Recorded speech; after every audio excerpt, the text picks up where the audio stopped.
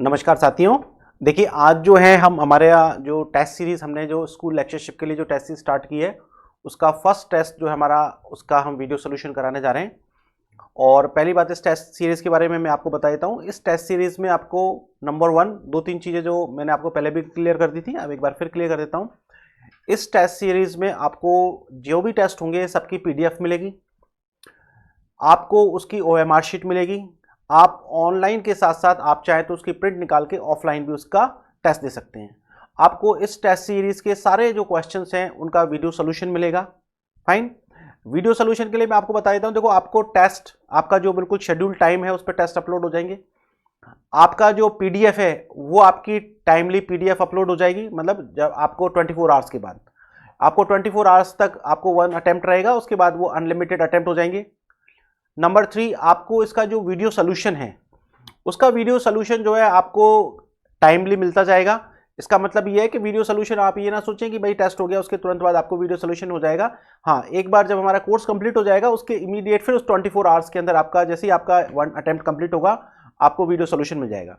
अभी आपको जो वीडियो सोल्यूशन है अभी फर्स्ट टेस्ट का तो मैं करा ही रहा हूँ, उसके बाद जो वीडियो सोल्यूशन है वो आपको टाइमली मिलते जाएंगे। उसमें वीडियो सोल्यूशन में आपको टाइम लग सकता है ना। एक बार जब कोर्स कंप्लीट हो जाएगा उसके बाद आपको बिल्कुल टाइमली जो है, क्योंकि हमारा फोकस कोर्स की तरफ भी है, उसके बाद आपको जो है फैब के बाद जो है इसके वीडियो सोल्यूशन जो है बिल्कुल टाइमली जिस तरीके से टेस्ट होगा उसके 24 आवर्स के अंदर ही आपको वीडियो सोल्यूशन मिल जाएगा। सबसे पहले तो मैं आपको ये बता दूं कि जो फर्स्ट टेस्ट है उसमें हमने जो है, और फिर हाँ आपको इसके अलावा टॉप 20 जो स्टूडेंट हैं उनकी लिस्ट आपको वहीं मिल जाएगी। आपको जो जैसे आप लिंगा फ्रैंका ऐप डाउनलोड करते हैं तो वहाँ पर आपका फर्स्ट टेस्ट जो है सबके लिए फ्री कर रखा है, हमने ओपन कर रखा है। आप आराम से उस टेस्ट में अपेयर कर सकते हैं, अपनी परफॉर्मेंस देख सकते हैं। और आपको ऐसा लग रहा है कि भाई हाँ हम इसी तरीके से पढ़ रहे हैं तो कोई प्रॉब्लम नहीं है। यदि आपको कहीं लग रहा है कि हमारी कहीं लैकिंग है तो आप उस चीज़ पर ध्यान दें और उन चीज़ों पर भी फोकस करें। आपको उसमें टॉप 20 की लिस्ट भी दी जाएगी, जो बच्चे टॉप 20 में हैं उनकी भी लिस्ट दी जाएगी। टेस्ट सीरीज का पर्पज़ ये है कि आप पहली बात तो इस तरीके के RPSC के नए पैटर्न से फेमिलियर हो जाएं। दूसरी बात, टेस्ट का पैटर्न देख के आपको पता लग जाए कौन कौन से एरियाज कवर करने हैं, आप वहां फोकस कर सके। जैसे मैंने तो यहाँ पर एक क्वेश्चन दिया है, मैं आपको उसका आंसर बता दूंगा, उसको समझा दूंगा, लेकिन आपको ध्यान रखना है फिर इस एरिया पर आपको काम करना है ना। आपको एक गाइडेंस मिल जाएगा।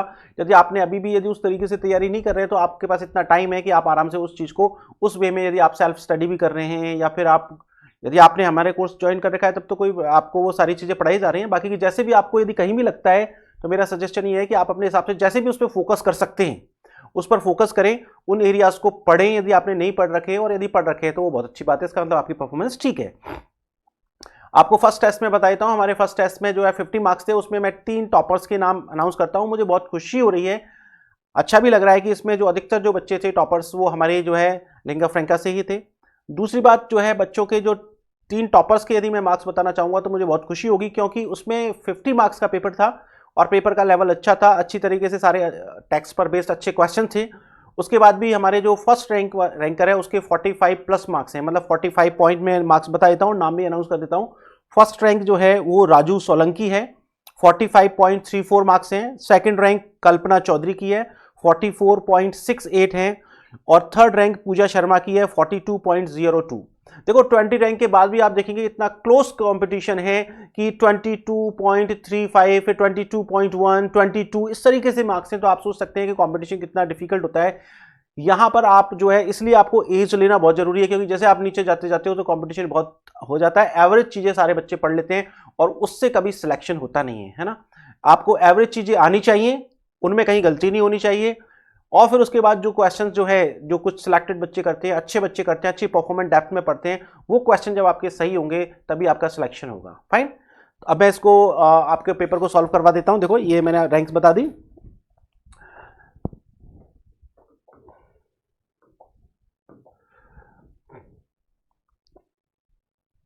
क्वेश्चन नंबर 1 है, read the following statements regarding the use of literary devices in the sonnet shall I compare thee to a summer's day and choose the correct option. अब देखो इसमें आपको करेक्ट ऑप्शन चुनने हैं, ठीक है ना।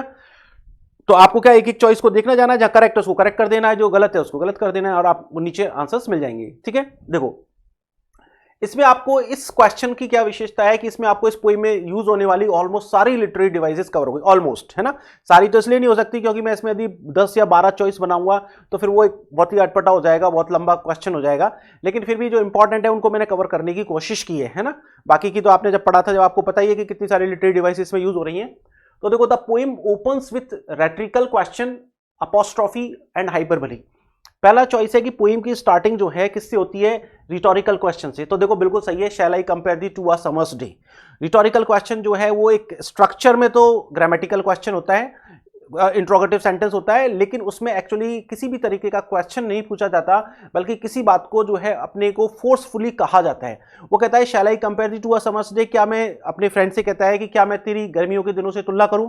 इसका मतलब वो कह रहा है कि भाई तुम गर्मियों के दिन और तुम कंपेरेबल नहीं हो, फिर खुद ही आगे रिजेक्ट करता चला जाता है। कहता है rough wind to shake the darling birds of May and summer स्लीथ all too short a date, ठीक है ना, खुद ही आगे मना करता चला जाता है, ठीक है ना। मतलब आंसर की उसको जरूरत नहीं है, वो तो अपनी बात को ही असर्ट कर रहा है ना।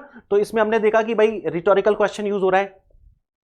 अपस्ट्रॉफी क्या होता है, अपस्ट्रॉफी यदि कोई भी डेड पर्सन है, एब्सेंट है, कोई भी चीज डेड है, एब्सेंट है, या फिर एब्स्ट्रैक्ट है, कोई भी चीज एब्स्ट्रैक्ट है, डेड है, या आपके सामने उपस्थित नहीं है, आप उसको एड्रेस कर रहे हो, तो वो अपॉस्ट्रॉफी होता है, ठीक है ना। कोई भी चीज डेड हो, एब्सेंट हो, ठीक है ना, डेड हो, एब्सेंट हो, एब्स्ट्रैक्ट हो, आप यदि उसको एड्रेस कर रहे हैं, आप उसको एड्रेस कर रहे हैं डायरेक्ट, तो वो कहते हैं अपॉस्ट्रॉफी, ठीक है ना। जैसे उसने कहा शैल आई कंपेयर दी, क्या मैं तेरी तुलना करूं। तो हमने देखा कि फर्स्ट लाइन में रिटोरिकल क्वेश्चन भी है, अपॉस्ट्रॉफी है एंड हाइपरबली। अब देखो यहां कहीं भी अतिशयोक्ति की बात नहीं कर रहा, वो तो कह रहा है कि shall I compare thee to a summer's day, कहीं भी हाइपरबली का यूज नहीं हो रहा। हाइपरबली का मतलब होता है एग्जैजरेशन ऑफ सम फैक्ट, किसी भी फैक्ट का अतिशयोक्ति करना, बड़ा चढ़ाकर कहना। तो यहां पर कहीं भी वो एग्जैजरेशन नहीं कर रहा। हाँ, फर्स्ट लाइन में आपकी हाइपरबली यूज नहीं हो रही, फर्स्ट लाइन में आपकी यूज हो रही है सिनिकडकी। कौन सी लिटरेरी टर्म यूज हो रही है, सिनिकडकी यूज हो रही है। अब सिनिकडकी कैसे यूज हो रही है, क्योंकि वो कह रहा है shall I compare thee to a summer's day. अब देखो वो टू अ समर्स डे की बात कर रहा है, समर्स डे, गर्मी के दिन से। अब देखो यहाँ गर्मी के दिन का मतलब उसका केवल एक गर्मी के दिन नहीं है, he wants to say that shall I compare to the whole season of summer, क्या मैं तेरी पूरे समर के महीने से तुलना करूं क्या। तो देखो पार्ट का यूज कर रहा है वो, यहां पर डे जो है पार्ट है, ठीक है ना, और कहना क्या चाह रहा है वो होल। इसका मतलब आपने क्या किया, पार्ट का यूज किया होल की जगह। When part is use for whole, जब पार्ट का यूज करते हो होल की जगह, तो वो सिनिकडकी होता है। सिनिकडकी में क्या करते हो आप, whole is use for part और part is use for whole. तो आप क्या करें, पूरे समर सीजन के लिए किसका यूज कर रहे हो, केवल आ समर डे। तो इसमें कौन सी लिटरेरी टर्म है, सिनिकडकी। इसका मतलब ये ऑप्शन हमारा गलत हो गया था, ठीक है। नेक्स्ट देखते हैं, the last two lines of the poem employs anaphora as a literary device. Anaphora का मतलब क्या होता है, कोई भी आप वर्ड है या फ्रेज है, उसको सक्सेसिव क्लॉजेज या सेंटेंस में जो है रिपीट करना। किसी भी फ्रेज को या किसी भी वर्ड को जब आप क्या करते हो, किसी क्लॉज में, सक्सेसिव क्लॉज की बिगिनिंग में रिपीट करते हो। एक तो ध्यान रखना, बिगिनिंग में कोई भी वर्ड हो सकता है या फिर फ्रेज हो सकती है। आप क्या करते हो, किसी भी वर्ड या फ्रेज को का उसका रेपिटेशन करते हो, ठीक है ना, रेपिटेशन करते हो इन द बिगिनिंग ऑफ, शुरुआत में, कोई भी शुरुआत में सक्सेसिव क्लॉजेस और सेंटेंस, क्लॉज या सेंटेंस की शुरुआत में कोई वर्ड या फ्रेज का रेपिटेशन करते हो, तो उसे एनाफोरा कहते हैं। तो देखो इसमें वो कहता है so long as man can see, I am sorry, so long as eyes can see and man can breathe, so long lives this and this gives life to thee. तो देखो सो लॉन्ग का repetition है, वो जो है line number 13 की शुरुआत so long से करता है, फिर लाइन नंबर जो 14 है उसकी भी शुरुआत किससे करता है, सो लॉन्ग से करता है, ठीक है ना। तो ये क्या हो गया, इसमें एनाफोरा हो गया। लगातार आने वाली लाइंस में आपने क्या किया, सो लॉन्ग का यूज किया, so long eyes can see, man can breathe, so long lives this and this gives life to thee. तो आपने देखा कि ये वाला स्टेटमेंट जो सही है। Last two lines of the poem employs anaphora as a literary device. Next देखो, eye of heaven and gold complexion are the example of metaphor. देखो आई ऑफ हेवन, अब वो जो है सन का कंपैरिजन हेवन की आंख से कर रहा है। सन का कंपैरिजन किससे कर रहा है, हेवन की आंख से। तो दो चीजों का कंपैरिजन करते वक्त लाइक और एज का प्रयोग नहीं कर रहे हो, तो मेटाफर हो गया। गोल्ड कंप्लेक्शन, देखो जो सन जो है उसकी ब्राइटनेस और उसका जो कलर है, सन की ब्राइटनेस और सन के कलर का कंपैरिजन किससे किया जा रहा है, गोल्ड से किया जाता है, ठीक है ना। आप क्या कर रहे हो, सन की ब्राइटनेस और उसके कलर का कंपैरिजन किससे कर रहे हो, गोल्ड से, तो मेटाफर हो गया, इसका मतलब ये वाली बात भी सही है, ठीक है। थर्ड देखो, in the line nor shall death brag thou wanderest in a shade the poet employs the literary device personification and paradox. देखो पहली बात तो उसने कहा कि डेथ जो है, पहली बात लेटर कैपिटल लेटर है, जैसे कोई कैपिटल लेटर बीच में आता है तो आपको ऐसा लगना चाहिए कि यहां पे पर्सोनिफिकेशन हो सकता है। फिर आप चेक कीजिए, डेथ जो है उसको घमंड नहीं करना चाहिए कि तू उसकी जो है आगोश में उसके कंट्रोल में आ गया, तो डेथ ऐसे बात कर रहा है, घमंड करना, तो घमंड करना तो किसी व्यक्ति का काम होता है, तो पर्सन है, तो इसका मतलब पर्सोनिफिकेशन हो गया, ठीक है। अब पैराडॉक्स, देखो कोई व्यक्ति ऐसा है क्या जो मौत की आगोश में नहीं आ सकता, जो मौत से बच जाता है, ऐसा नहीं होता, लेकिन वो कह रहा है, तो इसका मतलब क्या कह रहा है, वो सुपरफिशियली आपका स्टेटमेंट जो है कैसा लग रहा है, मीनिंगलेस, एब्सर्ड लग रहा है। लेकिन यदि आप इसकी डेप्थ में जाओ तो वो कह सकता है कि भाई मौत क्या करती है, आदमी को भुला देती है, लेकिन मेरा जो दोस्त है वो मेरी पोइट्री में अमर रहेगा, ठीक है ना। तो इस तरीके से वो कहना चाह रहा है कि वो मृत्यु के कंट्रोल में नहीं आएगा। तो इसका मतलब क्या हुआ, सुपरफिशियली तो ये एब्सर्ड लग रहा है ना कि मृत्यु की जो है आगोश में नहीं आएगा, मृत्यु के कंट्रोल में नहीं आएगा। तो आपने देखा पर्सोनिफिकेशन भी यूज हो रहा है और पैराडॉक्स भी यूज हो रहा है, इसका मतलब this statement is also correct.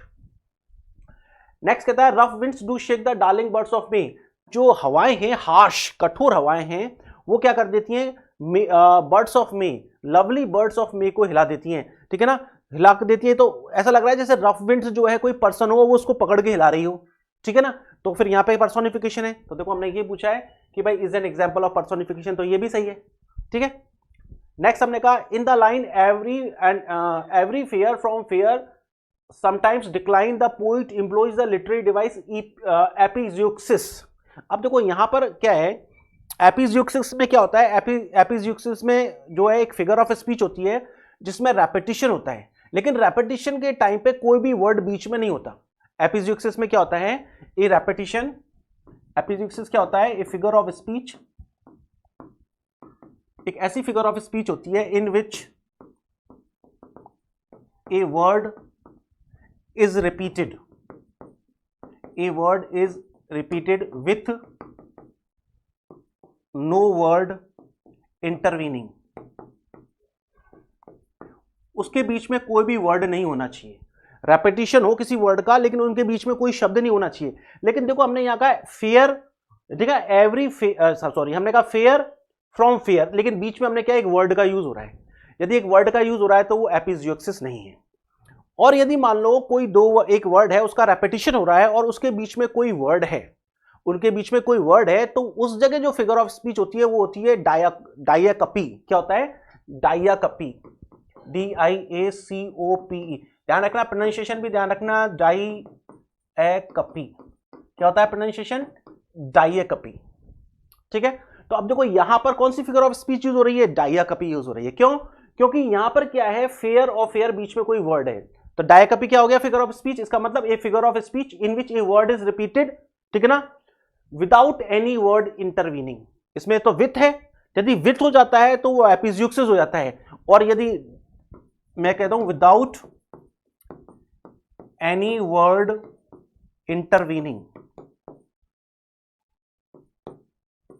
INTER, without any word intervening, कोई भी वर्ड जो है उनके बीच में नहीं है, तो वो क्या हो जाता है, DIACOP, वो डायाकपी हो जाता है, ठीक है। इसका मतलब ये क्या हो गया, देखो ये वाला क्या हो गया, रॉन्ग हो गया, क्योंकि मैंने एपिज्यूक्सिस लिख दिया यहां पर। एपिज्यूक्सिस में तो क्या होता है, जैसे मैं एपिज्यूक्सिस का बहुत अच्छा एग्जांपल है, जैसे मैंने टेनिसन की पोएम में ब्रेक ब्रेक ब्रेक ओ दाई कोल्ड ग्रे स्टोन ओ सी, तो उसने कहा ब्रेक ब्रेक ब्रेक, लहरें टकरा रही हैं समुद्र के किनारे, तो कहता है ब्रेक ब्रेक ब्रेक ओ दाई कोल्ड ग्रे स्टोन्स। तो वहां पर ब्रेक ब्रेक ब्रेक के बीच में कहीं भी कोई इंटरवीनिंग वर्ड नहीं है, तो इस तरीके का रेपिटिशन क्या कहलाता है, फिर वो कहलाता है एपिज्यूक्सिस। लेकिन इनके बीच में क्या आ गया, फ्रॉम आ गया, एक वर्ड आ गया, तो वो गया डायाकपी। एक आपको एक और फिगर ऑफ स्पीच मिलती है रेपिटिशन से रिलेटेड ही, जिसको बोलते हैं प्लाउचे, ठीक है ना, वो भी ध्यान रखना, कहीं एग्जाम में आपको वो दे, मैं लिख देता हूं PLOCE, ठीक है ना, प्रोनाउंसिएशन होता है प्लाउचे, PLOCE प्रोनाउंसिएशन होता है प्लाउचे। इसमें थोड़ा सा अंतर होता है, देखो बहुत माइन्यूट डिफरेंस है, डायाकपी और प्लाउचे में थोड़ा सा ही डिफरेंस है। देखो क्या होता है, डायाकपी में जनरली एक ही वर्ड होता है, ठीक है ना, आपका रेपिटेशन जो है इमीडिएट रेपिटेशन होता है। डायकपी में क्या आपने कहा, देखो आपने कहा एवरी फेयर फ्रॉम फेयर, तो इमीडिएट रेपिटेशन हो गया ना, एक ही वर्ड है बीच में। लेकिन यहां पर जो प्लाउचे है, प्लाउचे में क्या होता है, डिलेड रेपिटेशन होता है। क्या होता है, डिलेड रेपिटेशन। डिलेड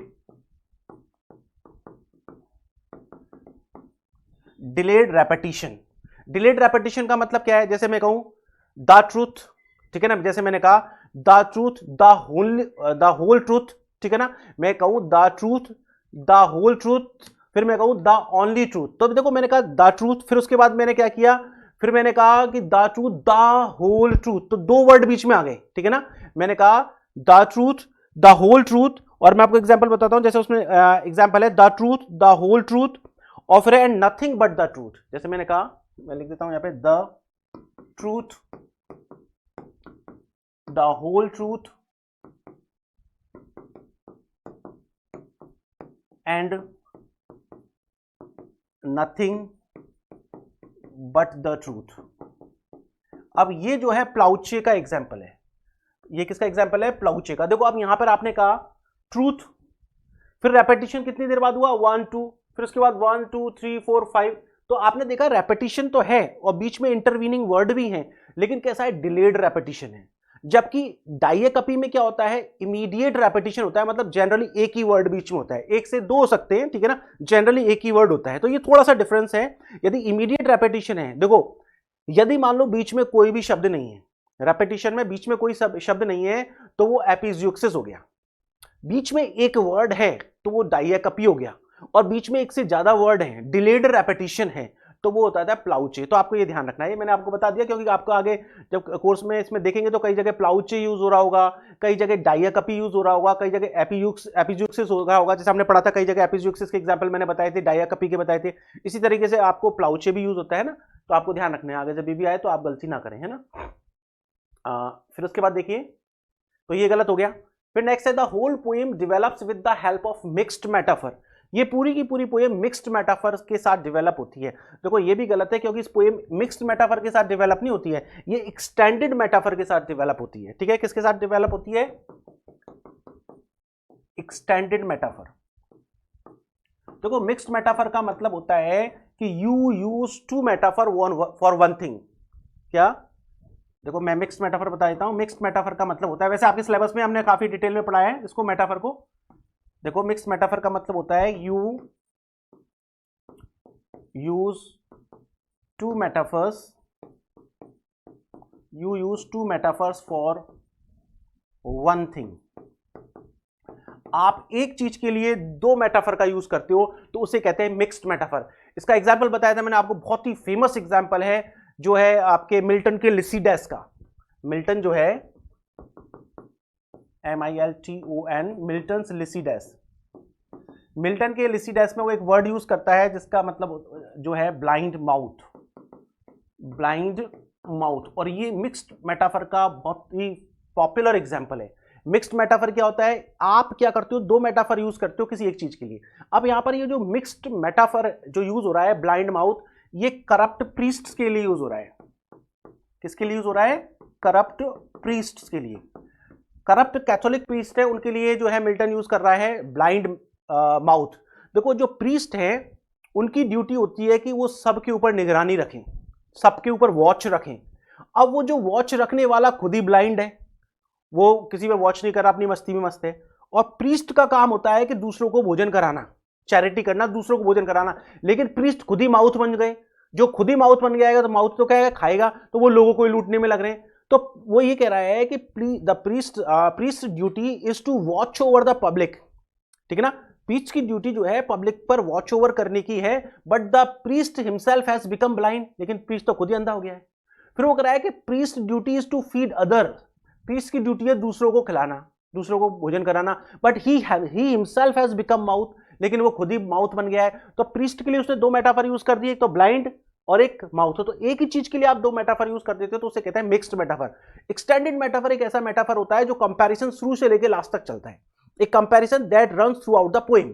ऐसा कंपैरिजन जो पूरी पोएम में चलता है। तो यहाँ पे देखो, यहाँ पर उसके फ्रेंड का कंपैरिजन समर्स डे से शुरू से लेकर लास्ट तक चलता है, तो इसे कहते हैं एक्सटेंडेड मेटाफर। तो हमने देखा कि यहाँ पर ये भी ऑप्शन क्या हो गया आपका, गलत हो गया। अब हमें ढूंढना है करेक्ट ऑप्शन। तो देखो हमने देखा करेक्ट ऑप्शन कौन कौन से क्वेश्चन में, देखो आप पूछा क्या गया है, करेक्ट पूछा गया है। तो 2, 3 और 4 करेक्ट है ना, 2, 3 और 4 करेक्ट है। तो इसमें आप देख लो 2, 3, 4 कौन कौन से हैं। 2, 3, 4 और थे क्या, एक बार चेक करते हैं, है ना। 2, 3, 4 और 5, आई एम सॉरी, 2, 3, 4 और 5 है ना। तो इसमें ऑप्शन में देखो 2, 3, 4, 5 कौन से हैं, 2, 3, 4, 5, तो डी में है 2, 3, 4, 5 करेक्ट। तो ये आंसर हमारा डी हो गया, ठीक है। नेक्स्ट क्वेश्चन देखते हैं।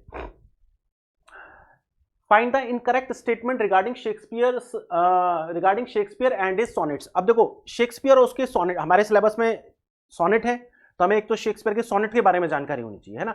आपको शैल आई कंपेयर दी के बारे में तो जानकारी होनी चाहिए, लेकिन शेक्सपियर एज अ सॉनेटियर आपको जानकारी होनी चाहिए, क्योंकि इस पर क्वेश्चन पूछ सकते हैं। शेक्सपियर के सॉनेट के बारे में आपको जानकारी होनी चाहिए, ठीक है ना। तो देखो इसमें हमारा क्वेश्चन पूछा गया है कि फाइंड द इनकरेक्ट। अब हमको इनकरेक्ट ढूंढना है, तो आपको ध्यान रखना है, ये गलती नहीं कर देना, हमें कहीं इनकरेक्ट देखना होता है, कहीं करेक्ट देखना होता है। तो हमारा यहाँ पहले जैसे इनकरेक्ट या करेक्ट करें, तो उसको आप जो है अंडरलाइन कर दो कि करना क्या है, इनकरेक्ट ढूंढना है। तो इनकरेक्ट में मैंने देखो पहले कहा, shall I compare thee sonnet number 18 marks the break from the procreation sonnet. देखो शेक्सपियर के सोनेट नंबर 1 से 17 तक के जो सोनेट्स हैं उनको प्रोक्रिएशन सोनेट कहते हैं। प्रोक्रिएशन का मतलब हैविंग चिल्ड्रन। इसका मतलब वो ये कहना चाह रहा है यहाँ पर सोनेट नंबर 1 से 17 तक वो अपने फ्रेंड से कहना चाह रहा है कि आपकी इमॉर्टलिटी कैसे क्रिएट करें, संतान पैदा करके। इसका मतलब आपके जो कैरेक्टरिस्टिक है अपने बच्चों में चले जाएंगे, उनके में चले जाएंगे, उनके बच्चे में चले जाएंगे। इसका मतलब immortality through procreation. Sonnet number 1 से लेकर 17 तक उसकी जो थीम है वो है इमॉर्टलिटी थ्रू प्रोक्रिएशन। लेकिन जैसी 18 नंबर का सोनेट आता है तो आपने देखा इसमें वो कराया है कि इमॉर्टलिटी थ्रू आर्ट। इमॉर्टलिटी किसके द्वारा, आर्ट के द्वारा। मतलब पोइट्री में उसका नाम मेंशन कर देंगे, फिर उसको बाद में याद किया जाएगा। तो बिल्कुल सही है, सोनेट नंबर 1 से लेकर 17 तक तो प्रोक्रिएशन सोनेट है, फिर उसके बाद वो इमॉर्टलिटी थ्रू आर्ट की बात करता है। इसका मतलब ये स्टेटमेंट सही है, ठीक है। दूसरा देखो, shall I compare the sonnet number 18 was first published in folio edition in 1609 by Thomas Thorpe, ठीक है ना। अब आप देखो यहां पर जो शेक्सपियर के सोनेट सबसे पहली बार पब्लिश हुए वो 1609 में ऑथेंटिक रूप से पब्लिश हुए, ठीक है ना।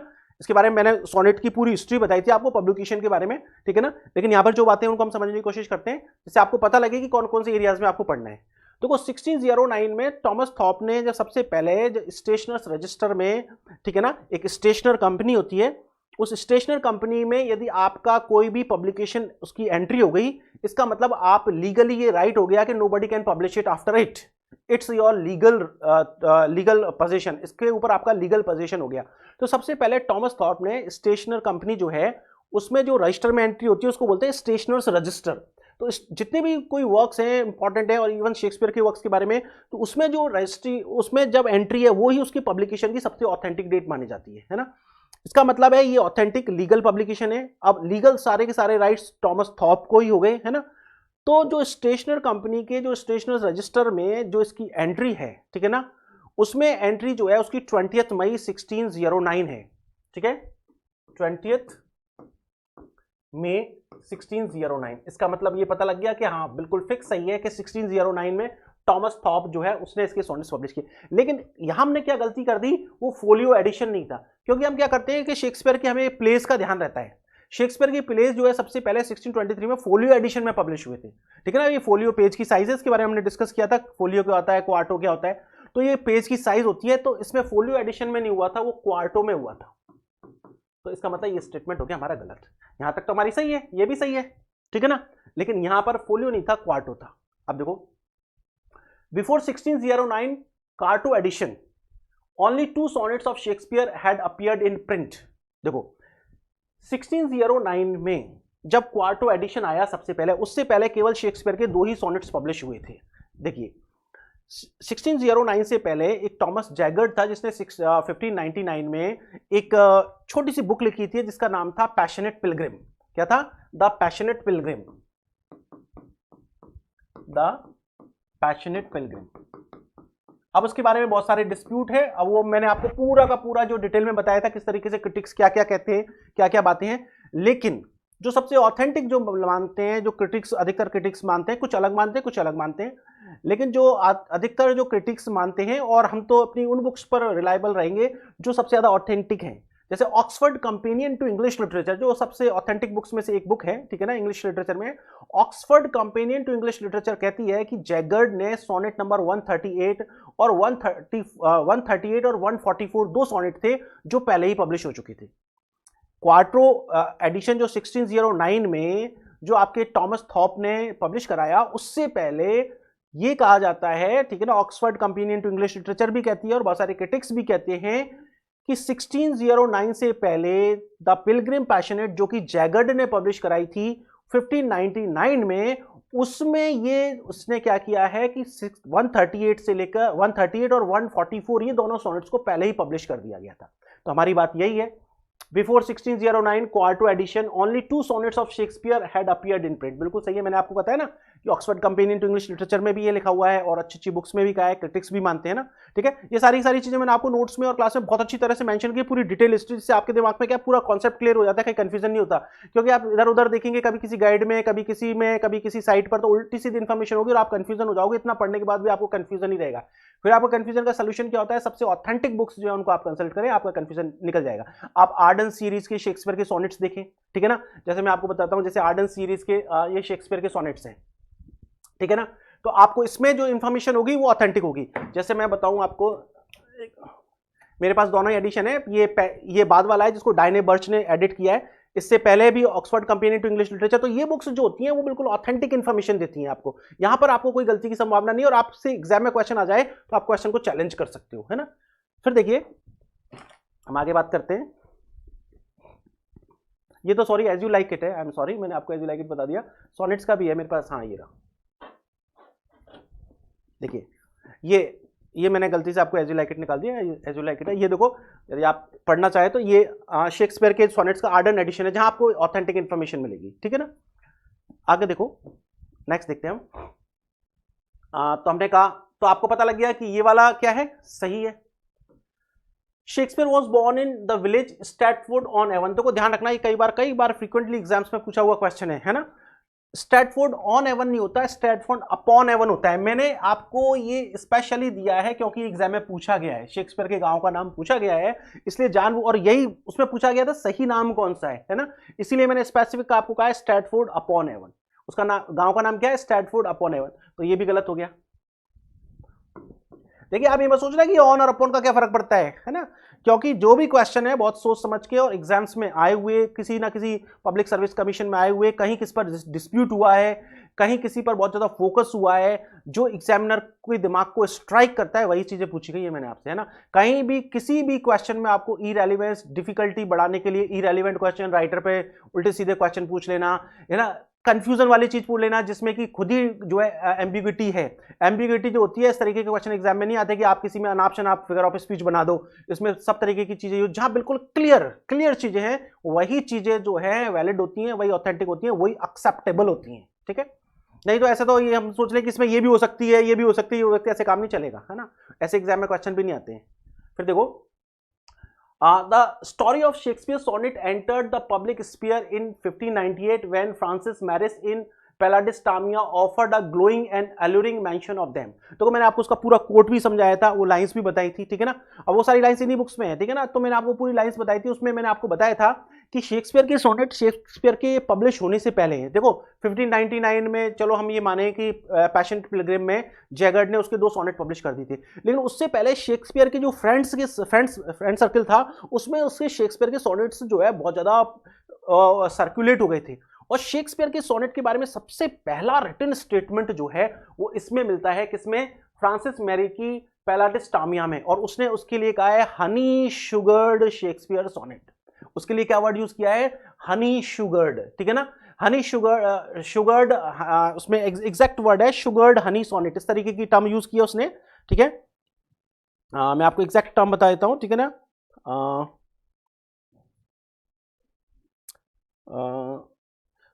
Sugared sonnet among his private friend, ठीक है ना। और वो पूरा स्टेटमेंट है, उसमें हनी वर्ड भी यूज हो रहा है। तो sugared sonnets among his private friends, sugared sonnets among his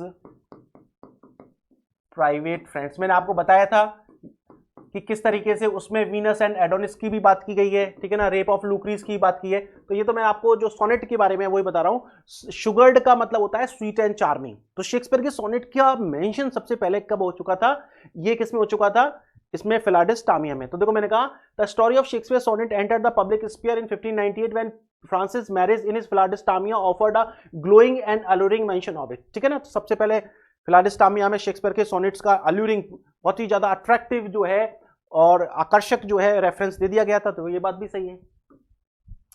फिर देखो इन इस 1609 क्वार्टो, 1609 क्वार्टो, ये बात सही है, चलो यहां तक ठीक है, यहां फॉलो नहीं लिख रहा है। Thomas Thorpe acknowledge that Shakespeare sonnet had already been published earlier in the passionate pilgrim. देखो 1609 में, जब 1609 में जब टॉमस थॉप ने ये शेक्सपियर के सोनेट पब्लिश किए तो उसने खुद ने स्वीकार किया था कि, मतलब ये स्टेटमेंट मैं हिंदी अर्थ बता रहा हूं, उसने ये स्वीकार किया था कि 2 सोनेट पहले ही पब्लिश हो चुके हैं शेक्सपियर की। नहीं, उसने नहीं कहा था। उसने क्लियर अपनी बुक में लिखा था नेवर बिफोर इम्प्रिंटेड। उसमें उसका टाइटल है शेक्सपियर सोनेट, ठीक है ना। उसका जो टाइटल है वो शेक्सपियर सोनेट, ऐसे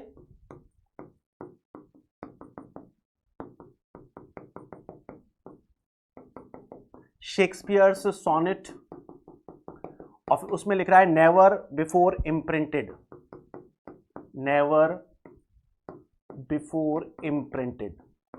तो उसने कभी भी एक्सेप्ट नहीं किया कि शेक्सपियर के 2 सोनेट, उसने क्लियर लिखा है, आप उसके टाइटल पेज पे भी देखेंगे। तो इस तरीके से वो बुक शेक्सपियर्स, इस तरीके से लिखा है उसने शेक, और फिर ऐसे उसने डैश लगाया है Shakespeare sonnet never before imprinted. तो उसने तो कभी ऐसा कहा ही नहीं, ठीक है ना, उसने तो कहा कभी नहीं हुए। तो ये वाला स्टेटमेंट भी गलत है। अब हमें क्या ढूंढने, अच्छा एक और है क्या, एक और है, देखो in shall I compare thee sonnet number 18 the volta, ठीक है ना। Volta marks the decisive shift, ठीक है, बिल्कुल। वोल्टा का मतलब टर्न इन थॉट्स होता है, ये डिसिसिव निर्णयकारी एक शिफ्ट होता है of the poems argument, poem के आर्ग्यूमेंट में, बिल्कुल ये भी सही है। Introducing the word yet in the line number 9, देखो लाइन नंबर 9 भी सही है, लेकिन ये बट शब्द है, यट नहीं है, ठीक है ना। यहां पर बट शब्द है, यट नहीं है। और एग्जैक्ट जो आपको इसमें देखेंगे तो but thy eternal summer shall not fade, ऐसे है, ये वर्ड है, ठीक है ना। But thy eternal summer shall not fade, ये है। तो ये बट आया है, यट नहीं आया है, ठीक है। तो ध्यान रखना, इस तरीके की छोटी छोटी बातें आपको एग्जाम में पूछने की बहुत ज्यादा पॉसिबिलिटी है। तो ये भी क्या हो गया, गलत हो गया, ठीक है ना। सही है, 9th लाइन में वोल्टा है, वोल्टा बिल्कुल सही है। वोल्टा में डिसिसिव चेंज होता है, और वोल्टा में किस शब्द के द्वारा हुआ है, यहां पर बट के द्वारा हुआ है, यट के द्वारा नहीं हुआ है। तो हमें इनकरेक्ट ढूंढने हैं। देखो हमें क्वेश्चन क्या था कि इसमें इनकरेक्ट ढूंढे, तो इनकरेक्ट देख लो 2 4 6 7, 2 4 6 7 देख लो।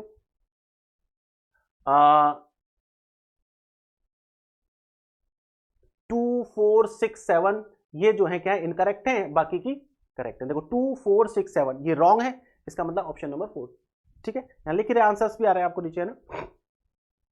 विच of the following statement about the theme of shall I compare thee sonnet number 18 is or are correct, इसमें से कौन सा करेक्ट है। अब अगेन सॉरी इनकरेक्ट, हमें क्या देखना है, इनकरेक्ट, ठीक है। अब किससे रिलेटेड क्वेश्चन आ गया, थीम से रिलेटेड। देखो आपको एक तो इसके पब्लिकेशन कॉम्पोजिशन से रिलेटेड हो गया, एक क्वेश्चन इसकी डिवाइसेस से रिलेटेड हो गया। अब यहां पे इसकी थीम से देखो, the poem contrast the transience of nature and the permanence of art. देखो इस पोएम में कंपैरिजन किया गया है, ठीक है ना। पोएम में कॉन्ट्रास्ट है किन चीजों में, ट्रांजिएंस क्षणिक, ठीक है ना, temporariness of nature and permanence of art, बिल्कुल सही है। वो कह रहा है कि मेरे फ्रेंड की जो ब्यूटी है वो आर्ट के थ्रू अमर हो जाएगी, और नेचर जो है परमानेंट नहीं है, क्योंकि समर की ब्यूटी जो है वो परमानेंट नहीं है, ठीक है ना, शॉर्ट पीरियड के लिए। तो ये बात बिल्कुल सही है। उसके बाद summer is portrayed as flawless and ideal, summer को त्रुटिहीन बताया गया, ऐसा है क्या, नहीं। वो कह रहा है कि shall I compare to a summer's day, फिर तुरंत ही कहता है rough wind do shake the darling birds of May and summer's lease hath all too short a date. Summer का महीना थोड़े से टाइम का होता है, रफ विंड्स में उसकी चमक खत्म हो जाती है। आई ऑफ हेवन कई बार बहुत ज्यादा तेजी से चमकता है, और कभी कभी इसकी गोल्ड कंप्लेक्शन डिम हो जाती है। तो वो तो कह रहा है फ्लोलेस है क्या, नहीं फ्लोलेस नहीं है, मतलब त्रुटिहीन है क्या, नहीं। तो ये वाला स्टेटमेंट हो गया आपका गलत। Poetry is presented as stronger than the time and death, poetry को टाइम और डेथ से स्ट्रॉन्ग बताया गया, बताया ना। Death shall not break that thou thou wander'st initiate, मृत्यु कभी भी ये नहीं सोच सकेगी तू उसकी आगोश में आ गया, क्योंकि तू जो है अमर हो जाएगा पोइट्री के द्वारा। तो ये वाली बात सही है, poetry is presented as stronger than time and death.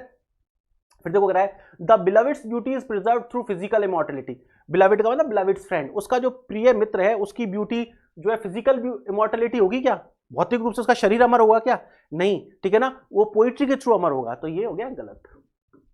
The poem asserts that art can defeat mortality, poem ये बताती है कि कला जो है वो मौत को डिफीट कर सकती है, बिल्कुल सही है, उसने कहा है death shall not break thou wander'st initiate.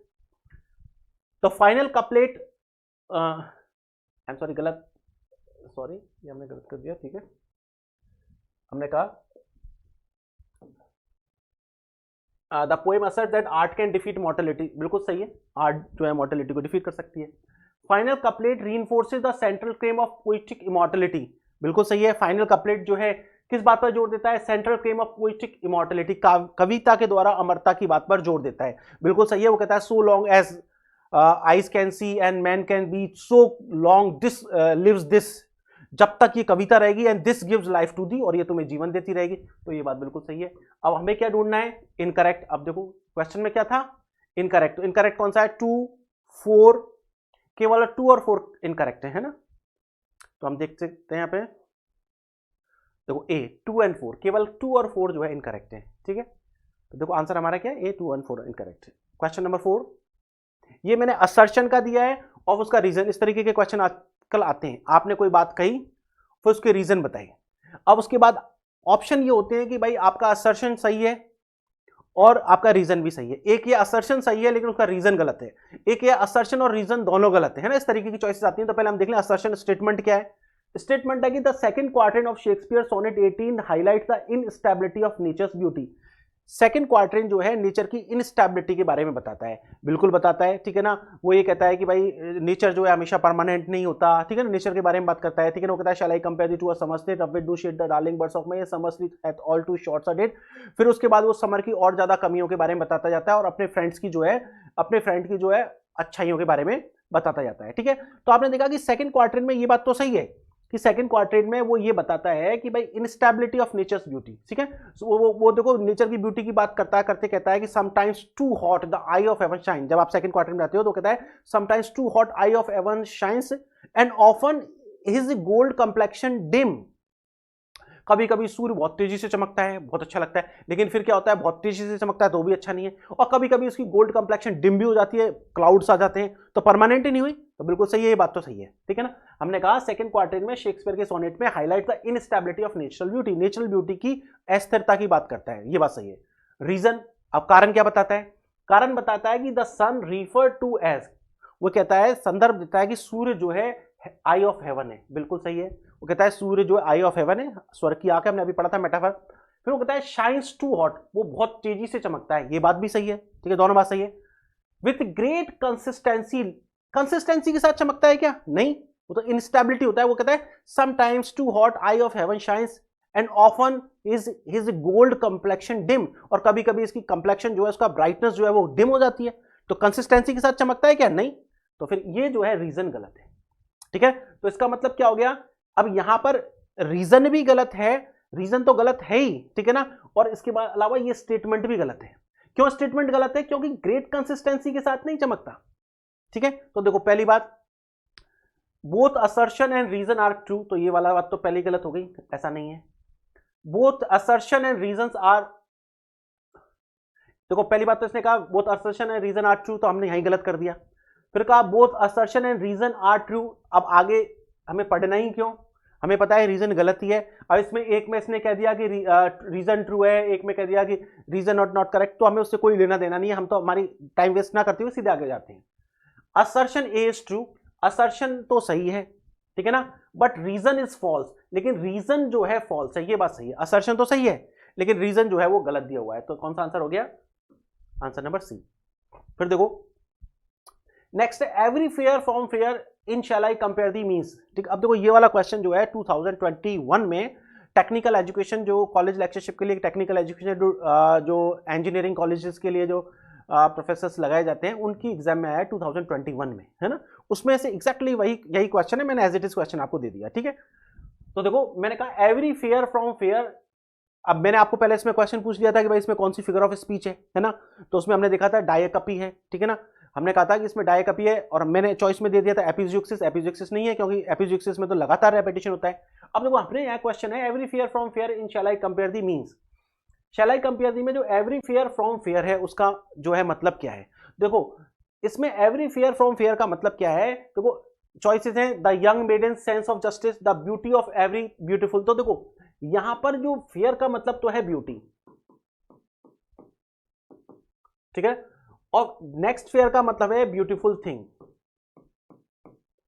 Beautiful thing या फिर आप कह सकते हो पर्सन, ठीक है। तो every beauty from beautiful thing, हर सुंदरता, हर सुंदर चीज से जो है every fair from fair sometimes declines, हर सुंदरता सुंदर चीज की कभी ना कभी डिक्लाइन होती है। तो पहले फेयर का मतलब तो है ब्यूटी, दूसरे फेयर का मतलब है कोई भी ब्यूटीफुल चीज या ब्यूटीफुल गर्ल पर्सन। इसका मतलब हो गया किसी भी ब्यूटीफुल लड़की की सुंदरता जो है कभी ना कभी समाप्त होती है, तो इसका मतलब ही हो गया। तो देखो चॉइस में the beauty of every beautiful, तो ये चॉइस होगा। बाकी के तो देखो आप उल्टे सीधे चॉइस दे रखे। The young maiden sense of justice, एक यंग मेडन का सेंस ऑफ जस्टिस से कोई मतलब नहीं है। Exhibition of beauty versus natural beauty, beauty और नेचुरल ब्यूटी का जो है प्रदर्शन, ऐसा कुछ भी नहीं है। फ्रॉम टाइम टू टाइम इससे कोई मतलब ही नहीं है, यही मीनिंग है the beauty of every beautiful thing. फिर देखो नेक्स्ट है which of the following phrases is not used in the poem shall I compare thee William Shakespeare. William Shakespeare की शैल आई कंपेयर दी में कौन सी phrase use नहीं हुई है। तो देखो डार्लिंग, ठीक है ना, rough wind do shake the darling birds of मे, तो ये तो यूज हुई है। आपने कहा often is his gold complexion dim, I of haven के बारे में बात की थी कि वो स्टेबल नहीं होता, often is his gold complexion dim, बिल्कुल सही है, ठीक है ना। बट वो कहता है but thy eternal summer shall not fade, वो कहता है अपने दोस्त की तेरी अनंत सुंदरता, समर का सेंस क्या है सुंदरता, thy eternal summer shall not fade, तेरी इटरनल समर कभी भी समाप्त नहीं होगी। लेकिन इटरनल वर्ड्स यूज नहीं हो रहा, उसने कहा है dash shall not break thou come in is shade. फिर उसके वो इटरनल लाइंस यूज करता है, ठीक है ना, thou live in eternal line, words use नहीं करता। एग्जैक्ट लाइन कुछ और हो सकती है, वो वर्ड यूज करता है eternal line, eternal words use नहीं करता। तो ये फ्रेज जो है उसमें यूज नहीं हो रही है, ठीक है। तो हमने कहा कि कौन सी यूज नहीं हो रही, तो आंसर हो गया ये, answer number 3। Which of the following state, अब देखो ये हमारे 6 क्वेश्चन तो थे शैल आई कंपेयर, जैसे हमारे सिलेबस में हमने जो टेस्ट में 4 पोएम थी, 4 पोएम में फर्स्ट पोएम में से हमने 6 क्वेश्चन दिए, सब में 6 है, एक में 7 है, ठीक है ना, क्योंकि हमारा पेपर जो है 25 क्वेश्चन का है। आगे देखो विच of the following statement about the use of paradox in better my heart 3% God. देखो हमें पता है कि बेटर माई हार्ट 3% गॉड जो है पूरी पोएम किस पर आधारित है, पैराडॉक्स से डेवलप होती है ना। हमने देखा था शुरू से लेकर लास्ट तक किस तरीके से पैराडॉक्स का यूज हो रहा है। अब इसमें कह रहा है कौन कौन से पैराडॉक्स यूज हो रहे हैं। तो देखो नंबर 1 वही कह रहा है कि the paradox of creation through destruction, ये वाला पैराडॉक्स यूज हो रहा है क्या, ठीक है ना। देखो वो कहता है break, blow and burn to make new. वो कहता है कि आई में वो कह रहा है कि वो उसके लिए कहता है कि आप क्या करो, वो कहता है कि अभी तक आपने मेरे को क्या किया है, नॉक किया है, ठीक है ना। नॉक का मतलब जेंटल मेथड्स यूज किए हैं। वो कह रहा है अभी तक आपने मेरे को नॉक किया है, मेरे को ब्रीथ किया है, मेरे को शाइन किया है, ठीक है ना। एंड बैंड, वो कहता है बैंड योर फोर्स, अपनी शक्ति का यूज करो so that I may rise, ठीक है ना, मुझे राइज करने के लिए ओवरथ्रो करो। वो कह रहा है कि मुझे जब आप नीचे पटक दोगे जब भी मैं खड़ा होऊंगा। फिर तो वो और भी गजब की बात कहता है, ठीक है ना। वो ये कहता है कि break, blow and burn to make me new. अब देखो किसी को ब्रेक करना, ब्लो करना, बर्न करना, तब मैं नया बनूंगा, मतलब मुझे डिस्ट्रॉय कर दो तब मैं नया बनूंगा, मेरे को मेरा नाश कर दो, मुझे गिरा दो तब मैं खड़ा होऊंगा। तो ये क्या है कि नहीं ये वाली बात की भाई क्रिएशन थ्रू डिस्ट्रक्शन। अभी पैराडॉक्सिकल हो गया, आप किसी को कह दो गिरा दो, मुझे बर्बाद कर दो, तभी मेरा निर्माण होगा, तो सुपरफिशियली तो पैराडॉक्सिकल हो गया। तो वो यही कहता है पैराडॉक्स ऑफ क्रिएशन, क्रिएशन किसके थ्रू, डिस्ट्रक्शन। तो ये बात सही है, ठीक है ना। उसने क्लियरली कहा है जब वो कहता है कि बहुत वायलेंट मेथड यूज करो भगवान मेरे लिए, तो कहता है break, blow and burn to make me new. तो आपने देख लिया creation through destruction. Paradox of freedom through slavery, ठीक है, paradox of freedom through slavery, वो ये कहता है कि आप मुझे एंथ्रॉल करें, एंस्लेव करें, ठीक है ना, only then I will be free. वो कह रहा है आप मुझे एंथ्रॉल करें, एंथ्रॉल मतलब एंस्लेव्ड करें तभी मैं फ्री होऊंगा। तो बिल्कुल सही है, ऐसा कहा है उसने, ठीक है। तो उसके बाद थर्ड वाला जो है वो क्या है, प्योरिटी थ्रू रेविशमेंट। वो कह रहा है कि मैं तभी प्योर हो सकता हूं, ठीक है ना, नॉर एवर बी चेस्ट, ठीक है ना, एक्सेप्ट यू रैविश मी। मैं कभी भी चेस्ट नहीं हो सकता जब तक कि तुम मुझे रैविश नहीं करो, ठीक है ना। मैं कभी भी जो है मेरे अंदर प्योरिटी नहीं आ सकती जब तक कि तुम मेरे ऊपर सेक्सुअल अटैक ना करो, या फिर मुझे ओवरकम ना करो, या मेरे साथ रेप ना करो, ठीक है, सेंस इस तरीके का है। तो बिल्कुल सही है, ये भी, ये वाला भी पैराडॉक्स है। फिर आगे देखो, नेक्स्ट है paradox of reason as God's viceroy. अब देखो ये कोई पैराडॉक्स है नहीं, वो तो रीजन को तो पर्सोनिफाई किया है कि रीजन जो है भगवान का जो है उसके अंदर रिप्रेजेंटेटिव के रूप में है, तो यहां तो कोई पैराडॉक्स है नहीं। Paradox of souls betrothal to enemy, soul जो है, मेरी सोल जो है उसका एंगेजमेंट किससे हो गया है, एनिमी से हो गया, तो इसमें भी कोई पैराडॉक्स नहीं है। तो तीन ही पैराडॉक्स है इसमें, तो इसका मतलब क्या हो गया, 1 2 3, इसमें क्या पूछ रहा है, करेक्ट, तो 1 2 3 करेक्ट है, तो इसमें देख लो 1 2 3 are correct, 4 and 5 are incorrect, तो ये हो गया सी। आगे देखो, read the following statement regarding Donne's poem batter my heart 3% God and choose the correct option. अब देखो यहाँ पे तुरंत ही आप लगाने, क्या पूछना है, करेक्ट ऑप्शन पूछना है। तो फर्स्ट ऑप्शन देखो, फर्स्ट ऑप्शन है J Robert Oppenheimer was influenced by the poem while reflecting on the atomic bomb. देखो जब ये ऑफनहाइमर जो है जब एटम बॉम्ब बना रहा था, तो ये बेटर माय हार्ट 3% गॉड में जो ट्रिनिटी है, ठीक है ना, 3% गॉड, उस ट्रिनिटी वर्ड से बहुत ज्यादा इन्फ्लुएंस था, ठीक है ना, और वो भी ऐसा ही कुछ करना चाहता था जिससे तीनों पूरे ब्रह्मांड में हड़कंप मच जाए। तो इसने जो है अपने एटॉमिक फर्स्ट जो एक्सपेरिमेंट था उसका नाम ट्रिनिटी रखा। वो ट्रिनिटी किससे इन्फ्लुएंस था, जॉन डन की poem batter my heart 3% God से। तो हमने यही कहा है, John Robert Oppenheimer was influenced by the poem while reflecting on the atom bomb. The title Trinity for the first atom bomb test was inspired by this sonnet. बिल्कुल सही है, हमने ये बात की अभी, ये सही है। The speaker describe himself betrothed to God. Speaker ये कहता है कि उसकी शादी किससे हो गई है, गॉड से हो गई। देखो आप पर betrothed to God's enemy, वो क्या कहता है, betrothed to God's enemy।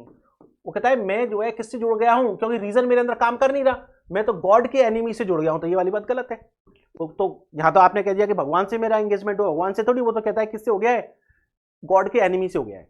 Next है devil is portrayed as the lawful ruler of the town. अब देखो यहां पर टाउन का लॉफुल रूलर डेविल नहीं है, डेविल को तो वो यूजर पर करा है, डेविल ने तो क्या किया, कब्जा कर लिया है, ठीक है ना। राइटफुल लीगल जो है वो जो उसका जो पजेसर है वो तो गॉड है। तो अब की हमने क्या कह दिया है, लॉफुल रूलर ऑफ टाउन, कौन, डेविल। डेविल थोड़ी है, डेविल के लिए तो उसने कहा है यूजर पर, आई लाइक अ यूजर पर ऑफ टाउन, ठीक है ना, ठीक है ना। वो कहता है टू अनदर ड्यू, ड्यू का मतलब राइटफुल पोजीशन, मेरे ऊपर राइटफुल पोजीशन तो गॉड का है, लेकिन मेरे ऊपर कब्जा किसने कर रखा है, अनैतिक रूप से, इलीगली मेरे ऊपर कब्जा किसने कर रखा है, सैटर्न ने, एनिमी ने। तो देखो यहां पे तो मैंने कह रहा हूं कि devil is portrayed as lawful ruler, lawful ruler थोड़ी है वो, तो ये भी गलत हो गया।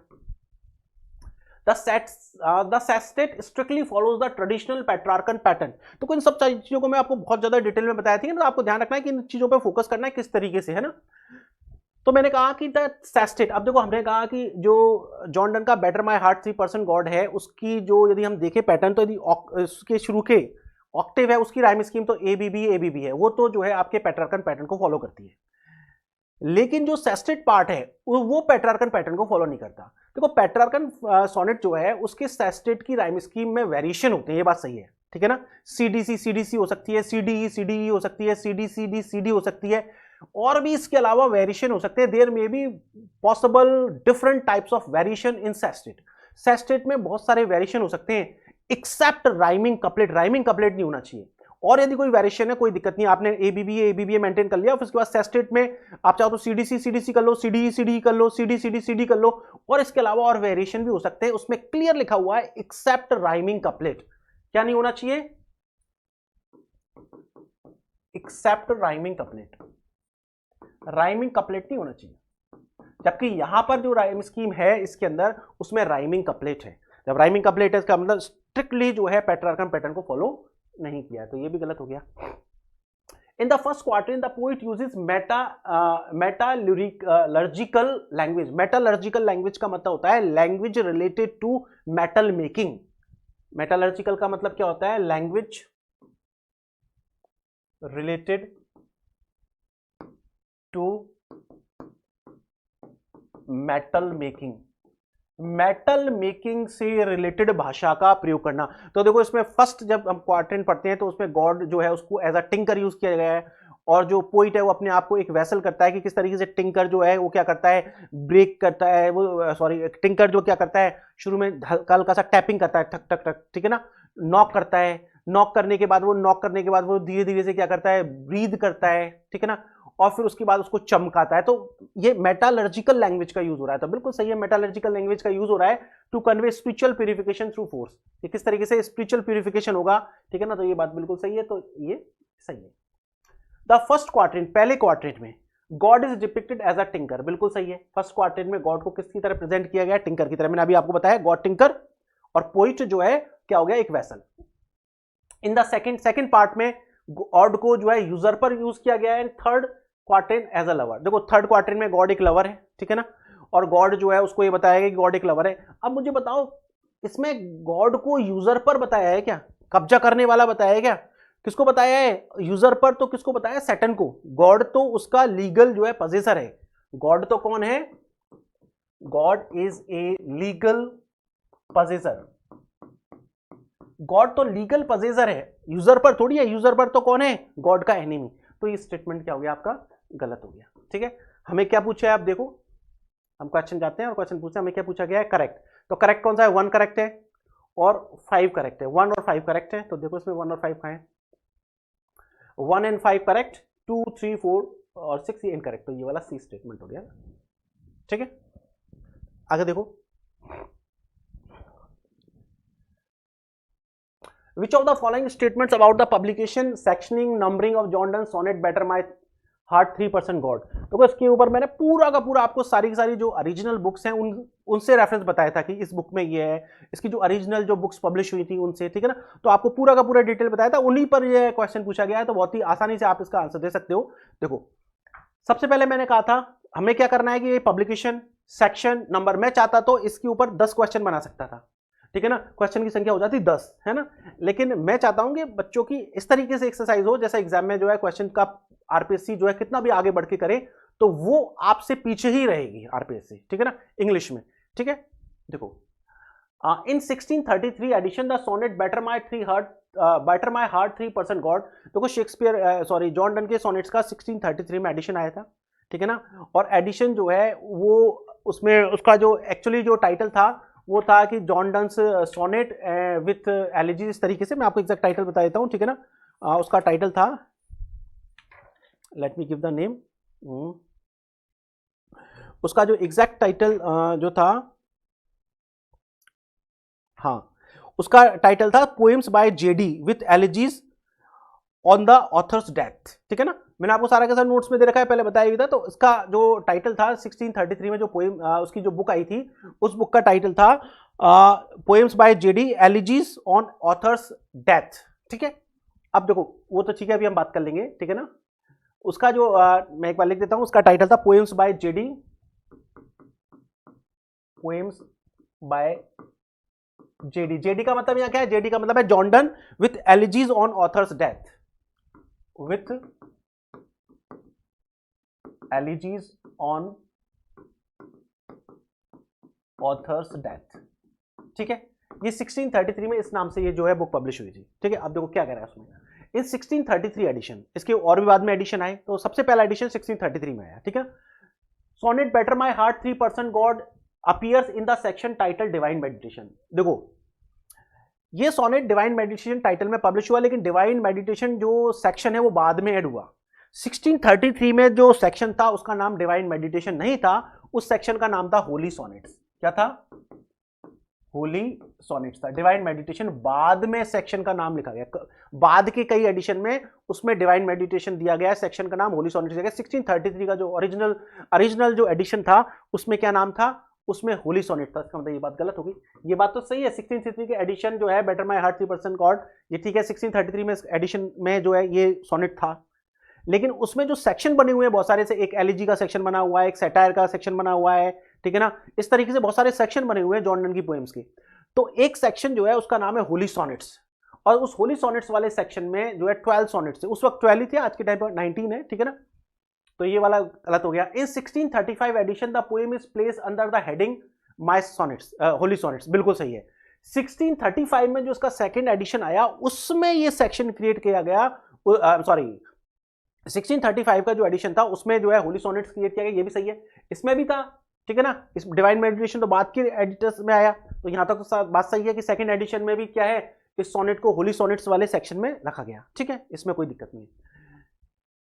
And is numbered as sonnet 10, और इसका नंबर जो है सोनेट 10 था। अब यहां ये गलत है, क्योंकि 10 नंबर का सोनेट नहीं था, उसमें 10 नंबर का सोनेट जो है वो है death B not proud, death B not proud, ठीक है। उसमें जो सोनेट आज जो हम नंबर यूज करते हैं वही नंबर है 14, ठीक है, तो आपको ये ध्यान रखना है। नेक्स्ट देखो, जेसी ग्रियर्सन जो है 1912 edition adopted the numbering used in 1633 first edition for batter my heart. देखो जेसी ग्रियर्सन हो या और कोई से भी एडिशन हो, उन सारे एडिशन में जो है इसका जो नंबर है आज के टाइम पे जो हम यूज करते हैं, ठीक है ना, वही यूज होता है। आज के टाइम पे जो मॉडर्न एडिशन में जो हम इसका नंबर यूज करते हैं वो है 14th। तो देखो ये बहुत ही पॉपुलर एडिशन है, बहुत वैलिड है, सारे क्रिटिक्स इस एडिशन के ही को फेवर करते हैं, और भी बहुत सारे बाद में जो क्रिटिक्स हैं अधिकतर वो इसी को मानते हैं। तो देखो जेसी ग्रियर्सन ने, और जेसी ग्रियर्सन ने कौन से को माना है, 1635 वाले को, ठीक है ना। 1633 में तो जो है इसका एडिशन जो है उसमें केवल 12 सोनेट थे, ठीक है ना। 1635 वाला जो सेक्शन आया, ठीक है ना, उसके अंदर वो कह रहा था poem is place under the title holy sonnet and is number 13। तो देखो नंबर 10, तो नंबर 10 नहीं था, 10 नंबर का तो डेथ बी नॉट प्राउड था। दूसरा मैंने कहा ग्रियर्सन जो है उसने 1912 का जो एडिशन था उसमें वह नंबरिंग यूज किया है जो 1633 में यूज किया गया था, नहीं, उसने तो आज के टाइम पे जो 14 है वही यूज किया था, ठीक है। उसके बाद तो ये हमारा ये भी देखो, ये वाला गलत हो गया, ये भी गलत हो गया, ये वाला भी गलत हो गया, क्योंकि ग्रियर्सन ने तो 14 किया। The full title of 1633 volume poems by JD with songs and sonnets, poems by JD with songs and sonnets नहीं था, एलिजी था, एलिजी ऑफ ऑथर्स डेथ था। पूरा टाइटल क्या था, poems by JD with elegies of author's death, ये था title, तो ये भी गलत हो गया। फिर मैंने कहा most of the 20th century editors follow the numbering of batter my heart 3% as it appears in the 1633 edition, first edition, नहीं। मैंने कहा था अधिकतर लोग जी और जेसी ग्रियर्सन हुआ या फिर और अधिकतर क्रिटिक्स हैं वो इसका नंबरिंग कौन सा मानते हैं, जो 1635 में था, ठीक है ना, और 1635 में इसका नंबरिंग कौन सा था, 14 था। केवल फर्स्ट एडिशन जो 1633 था उसमें इसका जो है टाइटल नंबर ये नहीं था, ठीक है ना, उसमें 10th नंबर पे था, तो उसको लोग नहीं मानते, ज्यादातर लोग किसको मानते हैं, 14 को ही मानते हैं, तो ये भी आपका गलत हो गया। तो हमने देखा सारे स्टेटमेंट गलत हो गए, तो ठीक है ना, तो इसमें देखो ओनली स्टेटमेंट चीज कर, all the 5 statements are incorrect, तो ये वाला आंसर हो गया आपका, ठीक है। Match the following textual word और phrases from the John Donne's poem batter my heart 3% God with their corresponding religious allusion. देखो आपको बताया बेटर माय हार्ट 3% गॉड में बहुत सारे एलूजन्स हैं, तो उसमें कुछ एलूजन्स मैंने आपको यहाँ बताने की कोशिश की है। नंबर 1 नॉक, देखो ये जो नॉक जो वर्ड है एक्चुअली क्या है, बाइबल जो है उसके, बाइबल का जो न्यू टेस्टामेंट है, ठीक है ना, सॉरी ओल्ड टेस्टामेंट, बाइबल का जो ओल्ड टेस्टामेंट है उसका लास्ट चैप्टर है जिसका नाम है रिवीलेशन, ठीक है ना, लास्ट चैप्टर का नाम है रिवीलेशन। और बाइबल का जो रिवीलेशन नाम का चैप्टर है उसमें ये बताया गया है कि जीसस क्राइस्ट कहते हैं कि I stood at your door, है ना, and I knock at your door and whoever will open the door I will enter his so I will enter his home, मैं उसके घर में एंटर करूंगा, ठीक है ना। तो जीसस क्राइस्ट ये वर्ड यूज करते हैं कि मैं सबके घरों के बाहर बैठा हुआ हूं और मैं गेट को नॉक कर रहा हूं। तो ये नॉक वर्ड जो है बाइबल के रिवीलेशन से, ठीक है ना, बाइबल, तो मैंने आपको बहुत डिटेल में इसकी टेक्स्टो लाइन तक बताई थी कि क्या वर्ड यूज हो रहा है बहुत अच्छी तरह से, है ना। तो आपको ध्यान रखना है कौन कौन से एरियाज में पढ़ना है। तो बाइबल की रिवीलेशन में ये जीसस क्राइस्ट जो है उनका स्टेटमेंट है, वहां से वर्ड लिया, वो वर्ड यूज करते हैं ब्रीथ, आई एम सॉरी ये गलत हो गया, ब्रीथ नहीं नॉक, यहां पर मैं लिख देता हूं उसको। बाइबल में भी क्या रिवीलेशन, और रिवीलेशन में भी डायलॉग किसका है, जीसस का, ठीक है। देखो ब्रीथ, ये भी जो आपके ओल्ड टेस्टामेंट है उसका फर्स्ट पार्ट है जिसका नाम है जेनेसिस। जेनेसिस में ये बताते हैं कि कैसे क्रिएशन हुआ, कैसे इस यूनिवर्स का क्रिएशन हुआ। उसमें ये बताते हैं, ठीक है ना, किस तरीके से जो है भगवान ने क्या किया, मिट्टी में से एडम बनाया और एडम के जो कान में उन्होंने क्या किया, ब्रीथ किया और एकदम से उसमें लाइफ जो है क्रिएट हो गई, लाइफ उसको उसके अंदर लाइफ दे दी। उन्होंने ब्रीथ करके डस्ट से एडम को बनाया और एडम को बनाने के बाद उन्होंने ब्रीथ की, ठीक है ना, उसके कान में, कान में नहीं, आई एम सॉरी, नॉस्ट्रल्स में, आई एम सॉरी, उसमें बाइबल में यूज वर्ड हो रहा है नॉस्ट्रल्स, उसके नॉस्ट्रल्स में जो है ब्रीथ की और नॉस्ट्रल में ब्रीथ करने से क्या हुआ, वो मतलब उसके अंदर लाइफ आ गई और फिर धीरे धीरे इसी तरीके से पूरे यूनिवर्स का निर्माण हुआ। तो जेनेसिस में बताते हैं क्रिएशन ऑफ द यूनिवर्स कैसे हुआ, तो वहां पर जो है ये ब्रीथ वर्ड यूज होता है कि इस ब्रीदिंग के द्वारा एडम के शरीर में जान आई और फिर आगे उसकी हम सब उसी की संतान है। तो ये किसमें से यूज हुआ है, जेनेसिस। रीजन द वायसरॉय, ठीक है ना, your is reason your viceroy in me. अब देखो यहां पर जो है आपको एक चीज ध्यान रखनी है, ठीक है ना, रीजन योर वायसरॉय, ठीक है ना,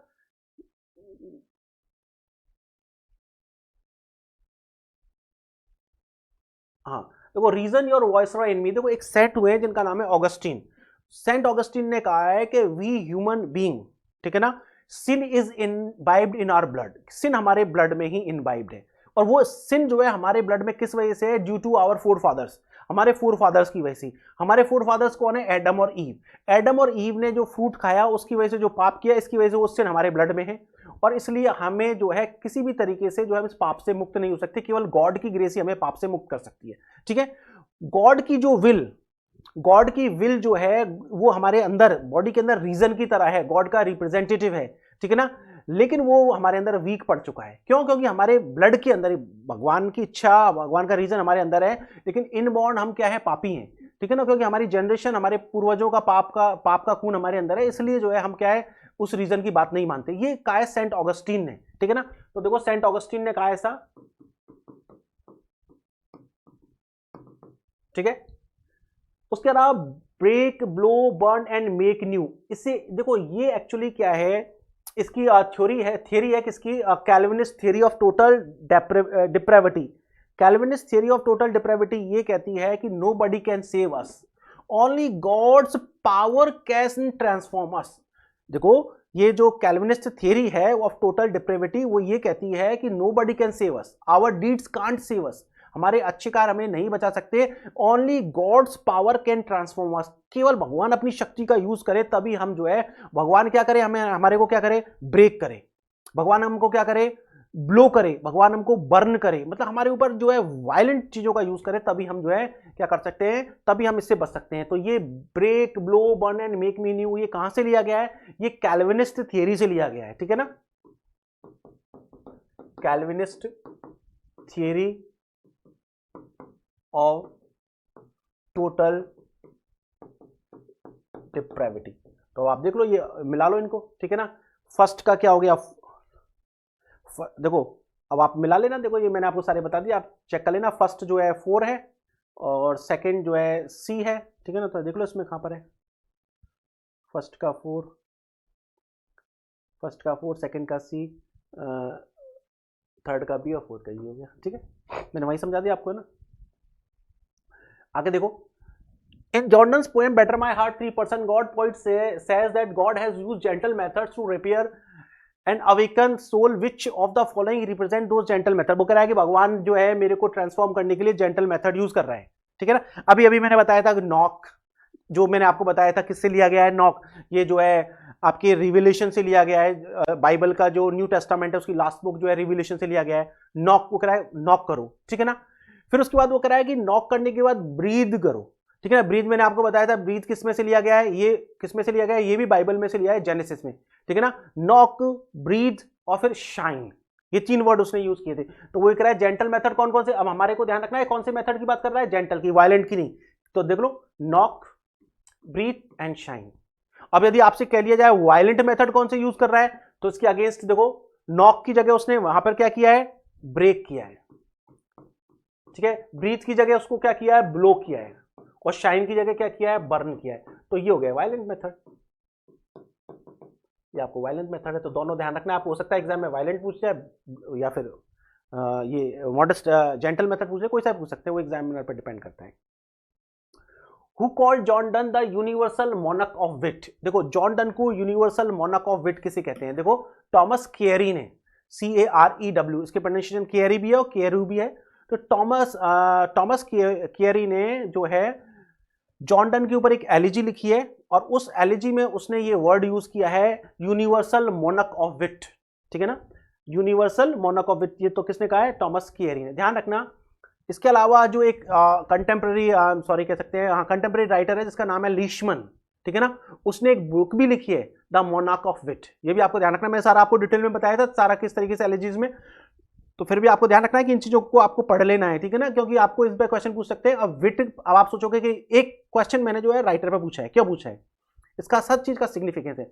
आपके सिलेबस में मेटाफिजिकल पोइट्री जो है सिलेबस में, जॉन डन की जो पोइम्स हैं आपके सिलेबस में, इसमें मेटाफिजिकल विट और कंसीट का यूज हो रहा है। देखो आपको ध्यान रखना है, मेटाफिजिकल आपको विट और कंसीट में दोनों में डिफरेंस पता होना चाहिए, ठीक है ना। हम क्या होता है स्टूडेंट कंफ्यूज होते रहते हैं, तो उसको विट का जो है राजा कहा है, यूनिवर्सल मोनक ऑफ विट, टॉमस केरी ने कहा है। कहां कहा है? जॉन डन के ऊपर उसने एलिजी लिखी है, वहां कहा है।